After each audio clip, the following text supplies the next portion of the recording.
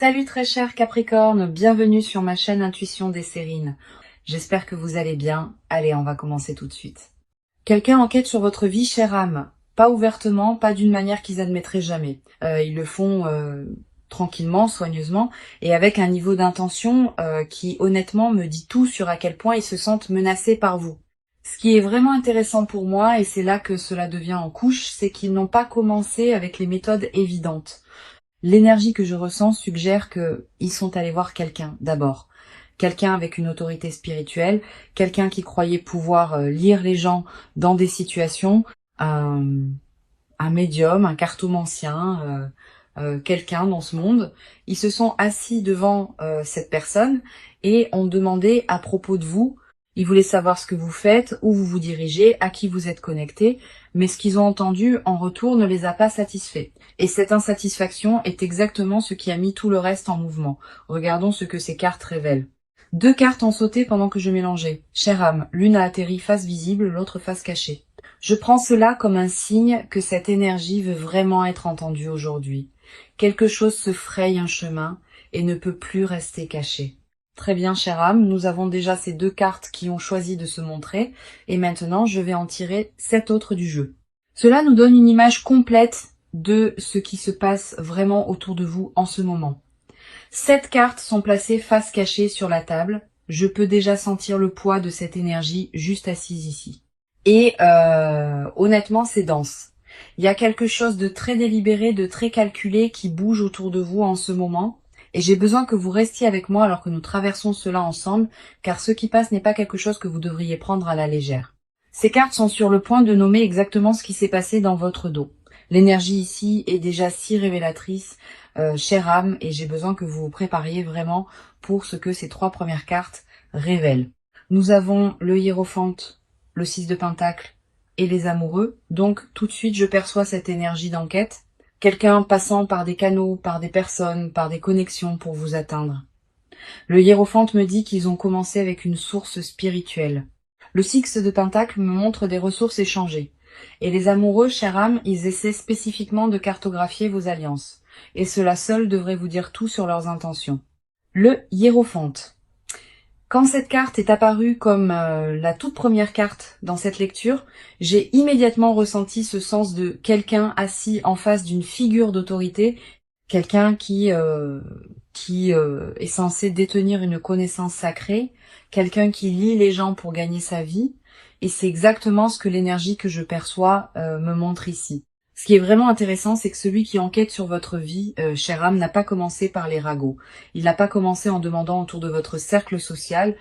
Il est en fait allé voir un médium, un cartomancien, quelqu'un avec une autorité spirituelle, et il s'est assis et a posé des questions sur vous, spécifiquement. Il voulait savoir ce que vous faites, où vous êtes émotionnellement, à qui vous êtes connecté, quelles opportunités viennent vers vous. Le hiérophante dans cette position me dit que cette personne croyait sincèrement pouvoir extraire des informations sur vous par des moyens spirituels. Elle pensait qu'en consultant quelqu'un avec ce genre de don, elle obtiendrait des réponses claires et détaillées sur votre vie qu'elle pourrait ensuite utiliser.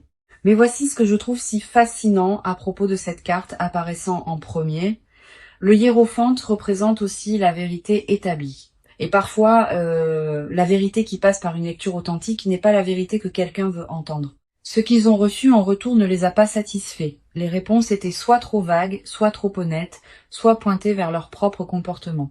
Et cette insatisfaction, chère âme, est ce qui a commencé tout le reste qui a suivi. Le hiérophante porte l'énergie d'une sagesse lunaire sacrée, et comme âme sensible profondément connectée à votre monde émotionnel, votre énergie intuitive sacrée est exactement ce qu'ils essayaient d'utiliser contre vous. Il y a un terme psychologique pour cela, surveillance par procuration, où quelqu'un ne peut pas vous confronter directement, alors il cherche des informations par des intermédiaires. Et ce que je trouve profondément révélateur, c'est que le hiérophante gouverne aussi les frontières sacrées, des frontières qui ont été franchies au moment où ils ont posé ces questions sur vous. Le 6 de pentacle. Et voici où l'enquête passe du spirituel à quelque chose de bien plus calculé et ancré. Quand le hiérophante ne leur a pas donné ce qu'ils voulaient, ils n'ont pas arrêté. Ils ont simplement changé de méthode. Ce que je perçois avec cette carte est une décision très délibérée de commencer à échanger des ressources, des faveurs et de l'influence pour extraire des informations sur vous, chère âme.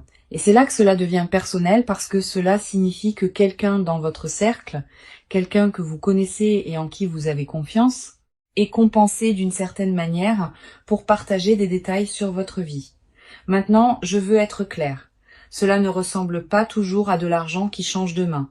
L'énergie que je ressens ici suggère que cela pourrait être une monnaie émotionnelle, quelqu'un à qui on offre loyauté, validation, inclusion sociale, ou une promesse de soutien en échange de fournir des informations. Pensez aux personnes autour de vous qui semblent soudainement, étonnamment proches de quelqu'un en qui vous n'avez pas pleinement confiance. Cette dynamique est exactement ce vers quoi cette carte pointe. Ce qui est vraiment intéressant à propos du 6 de Pentacle dans cette position, c'est le déséquilibre de pouvoir inhérent qu'il révèle. Il y a un donneur et il y a des receveurs. Et le donneur détient tout le contrôle. Celui qui orchestre cette enquête se positionne comme le bienfaiteur, le généreux, tout en tirant tranquillement les ficelles et en recueillant des renseignements sur vos mouvements, vos relations, vos opportunités. Psychologiquement, c'est une tactique de manipulation connue sous le nom de relation instrumentale, où les connexions sont formées ou maintenues non par véritable souci, mais purement pour les informations ou l'avantage qu'elles peuvent fournir. La personne qui fournit des informations sur vous peut même ne pas pleinement réaliser comment elle est utilisée. Et karmiquement, chère âme, c'est significatif. Chaque échange fait dans l'obscurité, chaque faveur échangée pour vos détails privés, porte une dette énergétique. Le 6 de Pentacle se rééquilibre toujours éventuellement, et ce qui vous est pris sans consentement trouvera son chemin de retour vers sa source. Il y a aussi une signature lunaire qui court à travers cette carte, que je ne peux ignorer, et la lune, bien sûr, est l'astre qui résonne avec votre nature émotionnelle profonde. Ce que j'interprète ici, c'est que celui qui recueille ces informations sur vous est profondément conscient de votre magnétisme émotionnel naturel, de votre capacité à attirer de bonnes choses, de bonnes personnes et de bonnes opportunités dans votre vie, presque sans effort. Cette conscience pousse leur besoin de vous surveiller à travers ces moyens transactionnels. Ils ne peuvent pas reproduire ce que vous avez naturellement. Alors à la place, ils essaient de le cartographier, de l'étudier, de l'inverser par des informations de seconde main. Et voici ce qui me frappe le plus profondément à propos de cette énergie. Chaque personne qui accepte quelque chose en échange d'informations sur vous confirme essentiellement à l'univers que votre vie vaut la peine d'être étudiée. C'est pas une petite chose, chère âme. Et que cela qu'il le réalise ou non est le plus grand compliment qu'il pourrait jamais vous faire. Les amoureux, et quand cette carte est sortie, quelque chose a cliqué pour moi immédiatement. C'est pas principalement à propos de romance, chère âme. Et j'ai besoin que vous entendiez vraiment cela. Ce que je perçois ici, c'est que la personne qui enquête sur vous est devenue fixée sur une alliance spécifique. Une connexion que vous avez avec quelqu'un d'autre qui court incroyablement profondément. Cela pourrait être un partenaire romantique, oui, mais cela pourrait tout aussi bien être un meilleur ami, un partenaire d'affaires, quelqu'un qui se tient complètement dans votre coin et en qui vous avez confiance avec les parties de vous-même que vous ne montrez pas au monde. L'image dans cette carte montre deux personnes si complètement en harmonie l'une avec l'autre qu'il y a presque un champ de force invisible autour d'elles.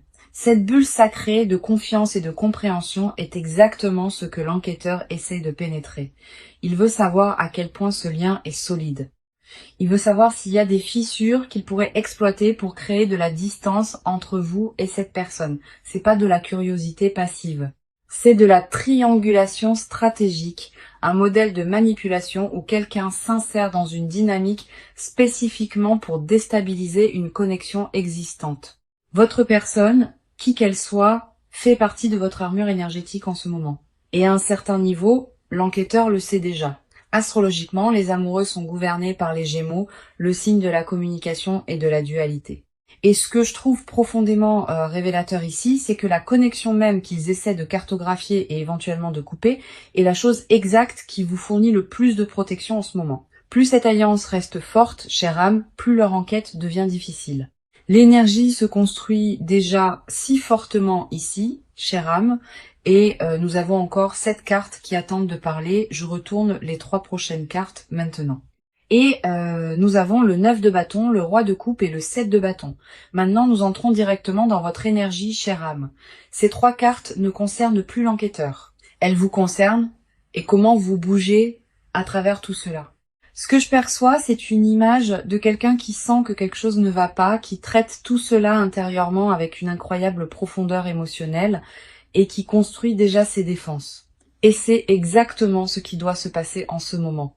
Parce que la chose la plus puissante que vous puissiez faire quand quelqu'un essaye d'enquêter sur votre vie sans votre permission est de devenir tellement ancré et tellement gardé qu'ils ne peuvent rien lire de vous.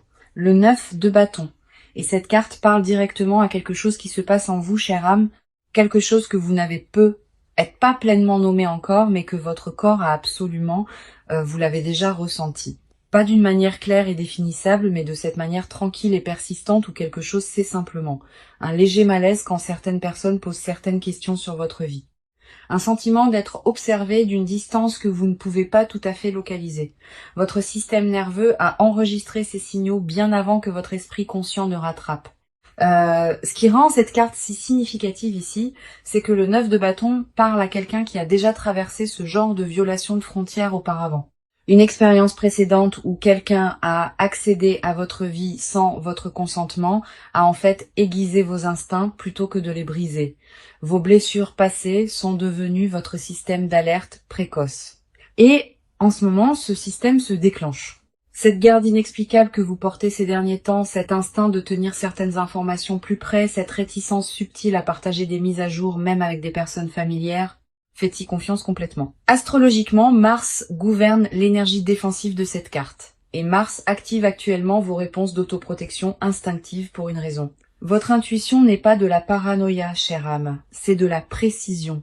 Et le fait que vous ayez ressenti quelque chose sans pouvoir encore le nommer est en fait votre plus grand avantage dans cette situation en ce moment. Parce que la personne qui enquête sur vous compte sur le fait que vous ne faites pas confiance à ce que vous ressentez. Le moment où vous décidez de croire pleinement vos propres instincts est le moment où toute leur opération commence à se défaire. Et ce moment, chère âme, est maintenant. Le roi de coupe. Et c'est là que l'histoire prend un tournant que la personne qui enquête sur vous n'a complètement pas anticipé. Cette carte, c'est vous, chère âme. Comme âme sensible profondément connectée à votre monde émotionnel, le roi de coupe est votre énergie naturelle incarnée, le maître de la profondeur émotionnelle et du commandement intuitif. Pendant que tout ce que nous avons discuté jusqu'à présent s'est passé autour de vous et sous la surface de votre vie quotidienne, vous avez été assise dans cette énergie du roi de coupe, traitant chaque signal, chaque incohérence, chaque petit morceau d'information avec une intelligence émotionnelle si profonde et si contrôlée qu'elle ressemble à de l'immobilité de l'extérieur. Et cette immobilité est votre arme. Il s'attendait à trouver quelqu'un de réactif, quelqu'un qui porte ses émotions ouvertement, quelqu'un qui pourrait lire facilement. À la place, il trouve un livre fermé. Le roi de coupe maîtrise l'émotion sans la supprimer, ressentant tout profondément tout en ne révélant que ce qu'il choisit de révéler. Ce que je trouve psychologiquement fascinant ici, c'est la dynamique que cela crée. Moins vous, chère âme, réagissez, plus l'enquêteur devient frustré. Plus il devient frustré, plus il pousse fort. Plus il pousse fort, plus il s'expose. Votre calme, chère âme, n'est pas de la passivité, c'est de la stratégie. Et cela fonctionne d'une manière que vous ne voyez peut-être pas encore pleinement. J'ai eu un moment comme celui-ci une fois où quelqu'un dans ma vie essayait clairement de recueillir des informations sur ce que je faisais. Et j'ai simplement pris la décision consciente de devenir complètement silencieuse. Pas de mise à jour, pas de réaction, rien. Et les regarder devenir de plus en plus déstabilisés par mon silence m'a appris que l'immobilité est vraiment la réponse la plus puissante que vous puissiez donner. Le 7 de bâton. Et cette carte est le message le plus direct dans toute cette lecture jusqu'à présent parce qu'elle ne décrit pas ce qui se passe autour de vous. Elle vous dit exactement quoi faire à ce sujet. Quand cette carte est apparue, j'ai immédiatement ressenti cette énergie de quelqu'un choisissant consciemment de tenir bon. Pas par peur, pas par agression, mais à partir d'un sens profondément enraciné d'autoprotection qui vient de savoir exactement qui vous êtes et ce que vous valez la peine de protéger. L'image ici montre quelqu'un debout en hauteur, tenant sa position contre de multiples forces venant à lui simultanément. Cette élévation est importante. Vous ne combattez pas au même niveau que celui qui enquête sur vous. Vous opérez d'un terrain plus élevé énergétiquement et la chose la plus importante que vous puissiez faire en ce moment est d'y rester. Pratiquement, cela ressemble à devenir intentionnellement sélective sur ce que vous partagez et avec qui. Pas chaque mise à jour sur votre vie doit être annoncée. Pas chaque opportunité doit être discutée. Pas chaque relation doit être expliquée. Moins d'informations circulent sur vous dans des espaces que vous ne pouvez pas contrôler, moins de matériel l'enquête a à travailler. Karmiquement, c'est significatif. Chère âme, pendant qu'il dépense une énorme énergie à essayer de briser vos frontières, vous avez la capacité naturelle de simplement fermer la porte. Votre protection énergétique n'est pas quelque chose qu'ils peuvent acheter, emprunter ou extraire par un intermédiaire. Elle vous appartient entièrement. Et il y a quelque chose de presque poétique à ce sujet. Ils ont consulté une source spirituelle en premier parce qu'ils sentaient que votre énergie était puissante et valait la peine d'être comprise. Maintenant, la chose même qu'ils craignaient, votre capacité naturelle à vous protéger est le mur exact à travers lequel ils ne peuvent pas passer. Nous entrons maintenant dans la couche finale de cette histoire, chère âme. Et j'ai besoin que vous prêtiez vraiment attention à ce que ces 3 dernières cartes sont sur le point de révéler ici. Elles sont l'As de Pentacle, le 7 d'épée et le 10 de bâton. Et juste comme ça, l'image devient complètement claire. L'As de Pentacle me dit exactement ce qu'il recherche d'autre, au-delà de simplement l'intelligence émotionnelle à votre sujet. Le 7 d'épée nomme directement l'opération. Et le 10 de bâton me montre ce que toute cette activité secrète a tranquillement fait à vous, chère âme, d'une manière que vous n'avez pu être même pas pleinement reconnu. Ces 3 cartes ensemble sont le cœur de toute l'enquête. Le motif, la méthode et le coup. Et ce qui passe, c'est quelque chose dont j'ai vraiment besoin que vous vous asseyiez avec avant que nous allions plus loin. L'As de Pentacle. Et voici le second motif, chère âme, celui qu'ils n'admettraient jamais, même si vous leur demandiez directement. Quand cette carte est apparue, j'ai ressenti ce sens immédiat de quelque chose de nouveau et tangible se formant dans votre vie. Une graine d'opportunité matérielle qui est soit juste arrivée, soit juste au bord d'arriver. Un nouveau flux de revenus, une opportunité financière, un développement de carrière, quelque chose qui représente une croissance concrète, réelle dans votre monde physique.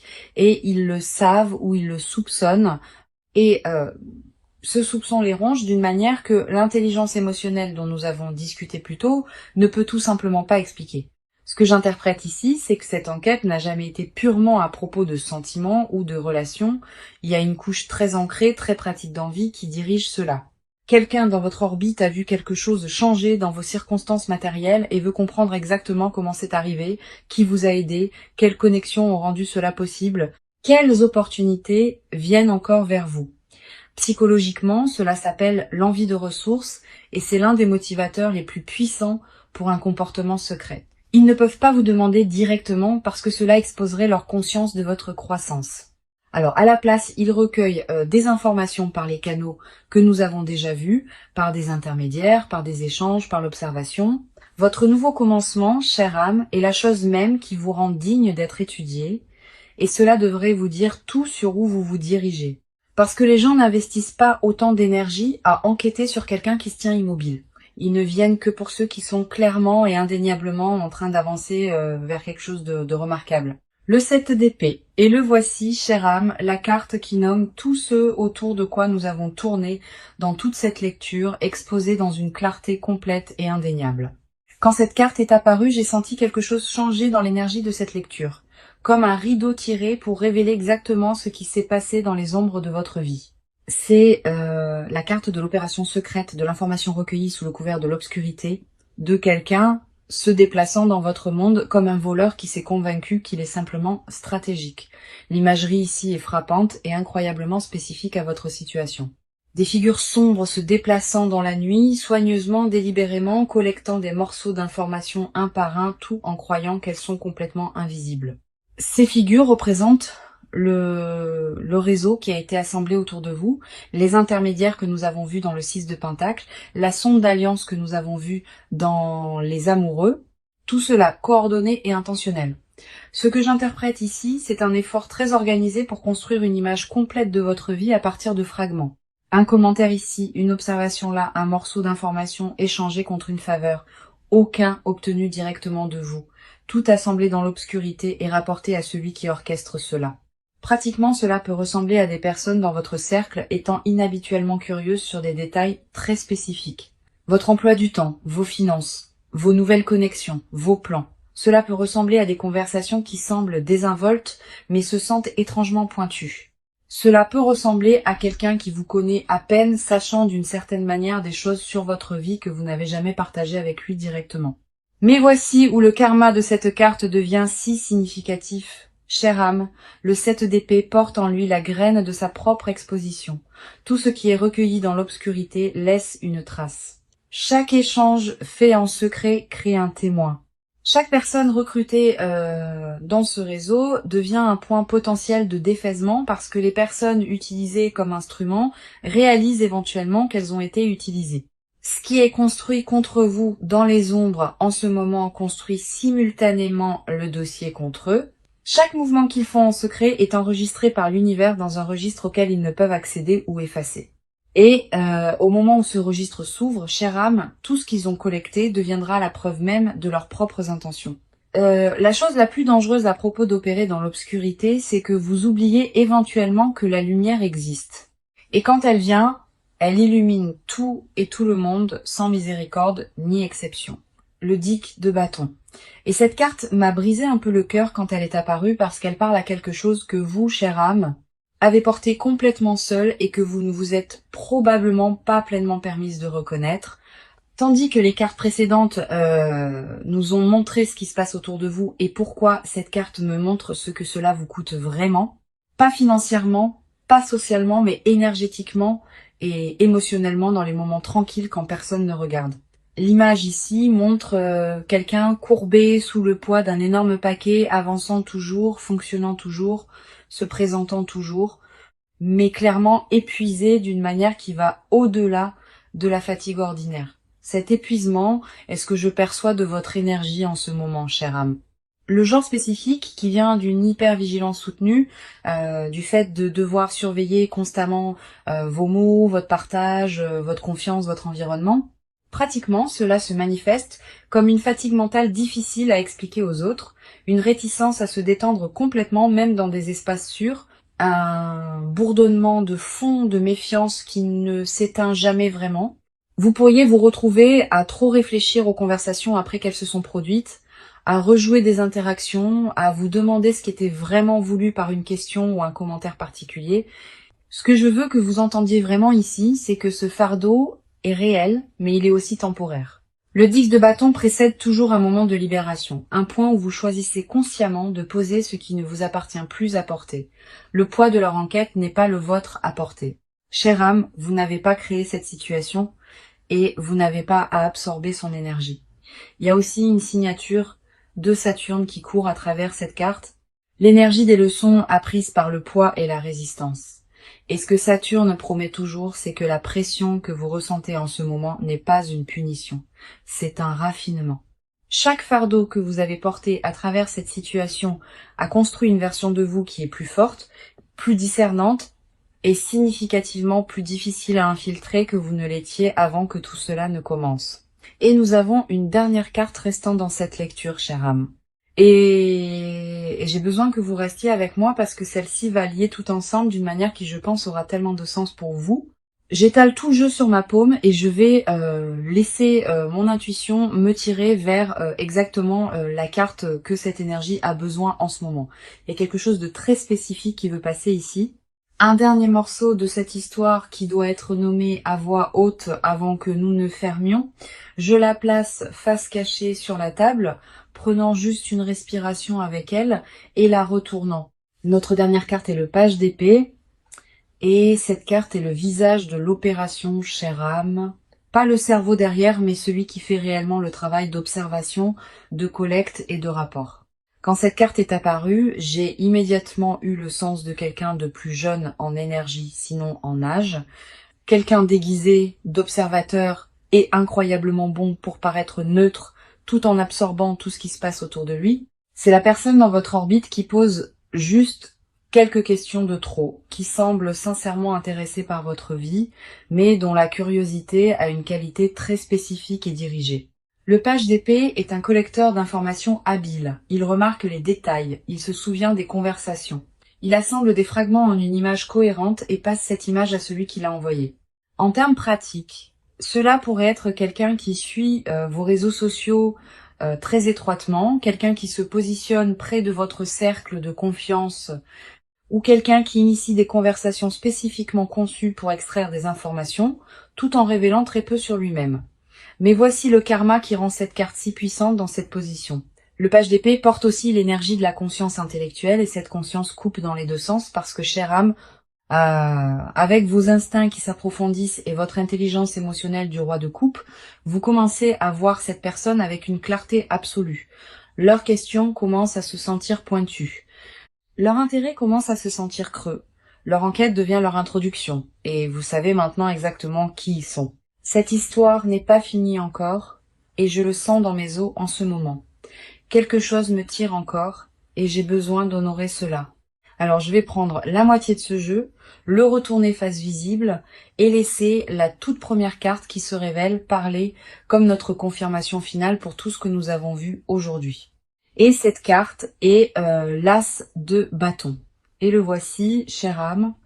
La confirmation vers laquelle toute cette lecture a construit, cette carte est de l'énergie d'ignition pure, un nouveau chapitre éclatant à l'existence avec une force qui ne peut être contenue, ne peut être surveillée et absolument ne peut être éteinte par l'enquête ou l'envie de qui que ce soit. Quoi qu'il commence dans votre vie en ce moment, et nous avons vu la graine dans cet as de pentacle, c'est réel, c'est puissant et c'est déjà en mouvement. Ce qui me frappe le plus profondément à propos de cette carte apparaissant comme notre confirmation, c'est ce qu'elle dit sur les personnes dont nous avons discuté tout au long de cette lecture. Chaque ressource qu'ils ont dépensée à essayer de vous comprendre, chaque faveur échangée, chaque question soigneusement plantée, tout cela était eux ressentant ce feu en vous avant même que vous ne le ressentiez pleinement vous-même. Ils enquêtaient sur votre potentiel. Chère âme, et l'as de bâton vient de confirmer que leurs instincts à votre sujet étaient absolument corrects. Vous êtes sur le point de brûler si magnifiquement brillamment qu'aucune ombre ne peut vous suivre là-bas. Et tout ce qu'ils ont essayé de découvrir à votre sujet, ils sont sur le point d'en être témoins de première main. Chère âme, nous avons couvert tant de terrain dans cette lecture aujourd'hui et je veux que vous vous asseyez avec tout ce qui est passé avant que vous ne fermiez ceci. Quelqu'un a travaillé très dur pour comprendre votre vie de l'extérieur parce qu'il ne peut pas y accéder de l'intérieur. Il est allé à des sources spirituelles. Il a échangé des faveurs. Il a recruté des observateurs. Il a sondé vos alliances. Et à travers tout cela, vous avez bougé avec une intelligence émotionnelle et un pouvoir tranquille qu'il ne peut fondamentalement pas décoder. Ce que je veux que vous retiriez de cette lecture n'est pas la peur et pas la paranoïa. Ce que je veux que vous retiriez, c'est la conscience et la confiance. La conscience de qui mérite l'accès à votre vie et qui ne le mérite pas. La confiance dans les instincts qui vous protègent déjà tranquillement tout ce temps. Chère âme, le fait que quelqu'un enquête sur vous n'est pas une menace, c'est un témoignage. Cela signifie que vous vivez une vie qui vaut la peine d'être examinée, que vous construisez quelque chose qui vaut la peine d'être envié, et que vous devenez quelqu'un qui vaut la peine d'être regardé. Protégez votre énergie, faites confiance à votre cercle avec soin, et continuez à avancer exactement comme vous l'avez fait.